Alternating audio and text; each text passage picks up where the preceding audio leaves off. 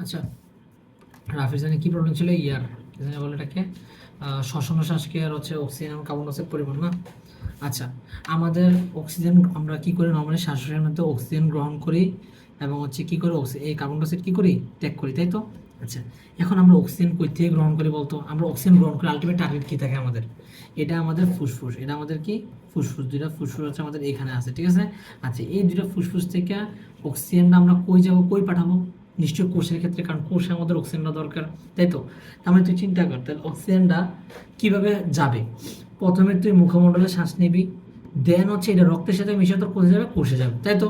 আচ্ছা, অক্সিজেন পরিবহন ঠিক সেম ভাবে পরিবাহিত। অক্সিজেন পরিবহন দুইভাবে পরিবাহিত হয়, একটা হচ্ছে ভৌত দ্রবণ রূপে বা হচ্ছে নর্মালি, এতে কোনো ঝামেলা মানে এটাতে কোনো হাতে ঝামেলা করে না, ভৌত দ্রবণ রূপে নর্মালি। যে এখানে কি হয় মূলত দেখ, ভৌত দ্রবণ রূপে আমাদের ওই যে রক্তরসের মাধ্যমে স্বাভাবিকভাবে পরিবাহিত হয়েছে। যেমন এখানে একটা অ্যালভিউলাস আছে, কি আছে? অ্যালভিউলাস আছে, আর এখানে হচ্ছে রক্তনালিকাটা আছে।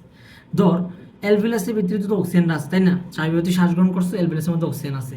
অ্যালভিউলাসে অক্সিজেনের প্রেশার হচ্ছে 100 মিলিমিটার মার্কারি, ঠিক আছে? মিলিমিটার মার্কারি, ঠিক আছে? আচ্ছা, আর রক্তনালীতে কোনো প্রকার অক্সিজেন নেই, কারণ রক্তনালীতে অক্সিজেন নিবে, তাই তো? রক্তনালীতে কোনো প্রকার কি নেই, অক্সিজেন নেই। তো ধরে নিলাম আমার তার এখানে প্রেশার হচ্ছে কত, অক্সিজেনের প্রেশার হচ্ছে 90 মিলিমিটার মার্কারি।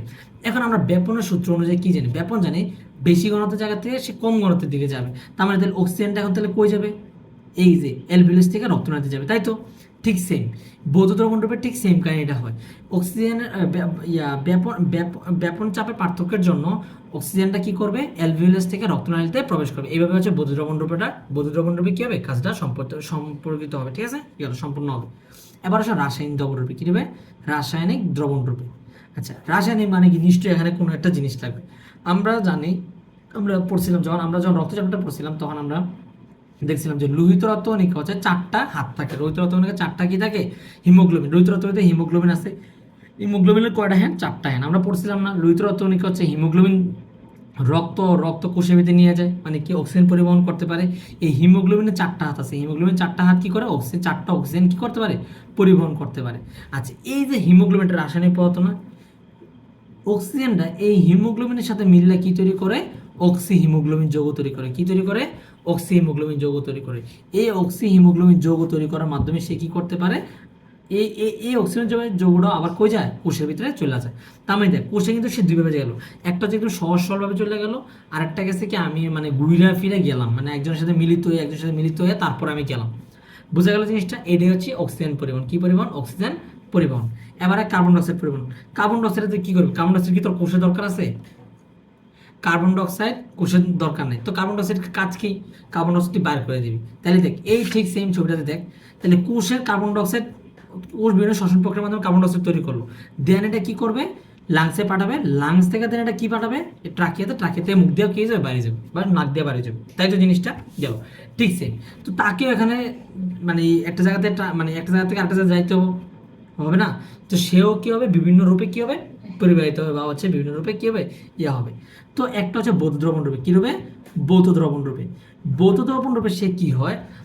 আমাদের কোষের ভিতরে পানি আছে, কোষের পানি এবং হচ্ছে কার্বন ডাইঅক্সাইড মিললে কি তৈরি করবে? কার্বনিক অ্যাসিড তৈরি করবে। কি তৈরি করবে? কার্বনিক অ্যাসিড তৈরি করবে।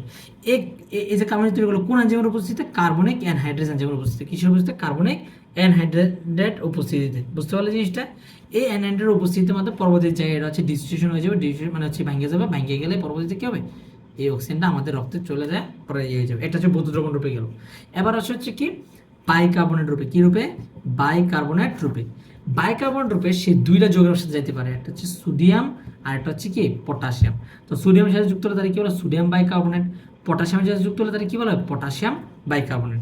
এখন প্রশ্ন হবে পরীক্ষাতে, সোডিয়াম কার সাথে মানে কার সাথে মানে কোথায় এই কোথাকার কার্বন ডাইঅক্সাইড নিবে?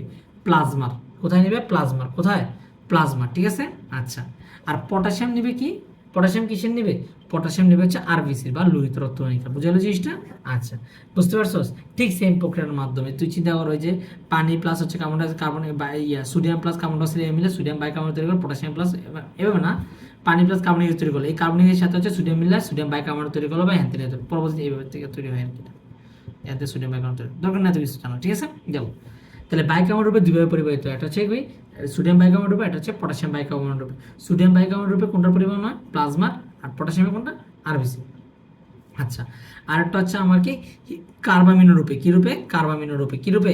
কার্বামিনো রূপে। কার্বামিনো রূপে তোদের বই দুইটা দেওয়া আছে, একটা হচ্ছে কার্বামিনো হিমোগ্লোবিন এবং কার্বামিনো প্রোটিন। একটা হচ্ছে হিমোগ্লোবিন আর একটা হচ্ছে কি প্রোটিন, ঠিক আছে। আচ্ছা, এখন এগুলোর ক্ষেত্রে আমি যে বললাম না, এগুলা এগুলা তোরা এখন ডিটেলসে এত ভালো করে বুঝবি, মানে যতটুকু ইয়ার ক্লাসগুলোতে, নর্মালি ক্লাসগুলোতে বলছিলাম এগুলোতে ভালো করে বোঝার কথা। এখন যে আমি শর্টকাট করে দেখাই দিচ্ছি, যার কারণে হচ্ছে এত কিছু বলি নেই। এখন এগুলোর ক্ষেত্রে তোরা যখন আসবি তোরা কি লিখবি? যেমন বৌদ্ধ দ্রবণ রূপে এই বিক্রিয়াটা দিয়ে লিখবি যে হচ্ছে কি 5% এটাতে হয়। বাইকার্বনেট রূপে দেওয়ার পরে বলবে হচ্ছে কি কোষের অলমোস্ট হচ্ছে তোর 65 কত পার্সেন্ট জানি জানি এনে সংগঠিত, এটা বইতে দেখে নিবি, 65% এনে সংগঠিত হয়। কার্বামিনো রূপে দুইভাবে হতে পারে, একটা হচ্ছে কার্বামিনো হিমোগ্লোবিন রূপে, একটা হচ্ছে কার্বামিনো প্রোটিন রূপে। কার্বামিনো প্রোটিন রূপে হচ্ছে কত পার্সেন্ট? 27%। এবং অবশ্যই অবশ্যই সাথে বিক্রিয়া দিয়ে দিবি, সবজি দেওয়ার দরকার নেই, একটা দুইটা দিলেই চলে, বুঝতে পারছো? বিক্রিয়াটা দিলেই হবে। এটা হচ্ছে কার্বন ডাইঅক্সাইড এবং অক্সিজেনের পরিবহন। আর আরেকটা দিছিল হচ্ছে মানবদের ইয়াটা, ওই যে শ্বাস প্রশ্বাসের কার্যবল এটা কেমনি নির্ণয় করে, নিয়ন্ত্রণ করে। এটা আসলে পরীক্ষাতে আসে না, বাট তাও আমি তোকে বলে দিই, দুইভাবে হইতে পারে। একটা হচ্ছে কি রাসায়নিক রূপে, একটা হচ্ছে কি রাসায়নিক রূপে, আর একটা হচ্ছে আমার কি স্নায়বিক রূপে। একটা হচ্ছে স্নায়বিক রূপে, আর একটা হচ্ছে কি রাসায়নিক রূপে, ঠিক আছে। রাসায়নিক রূপে তো আমি একটু আগে বললাম যে রাসায়নিক রূপে হচ্ছে এভাবে সংগঠিত হয়, ঠিক আছে, এই প্রক্রিয়ার মাধ্যমে সংগঠিত হয়। স্নায়বিক রূপে কিভাবে হয়? স্নায়বিক রূপে হচ্ছে আমাদের তিনটা জিনিস আছে। কটা জিনিস আছে? তিনটা জিনিস আছে।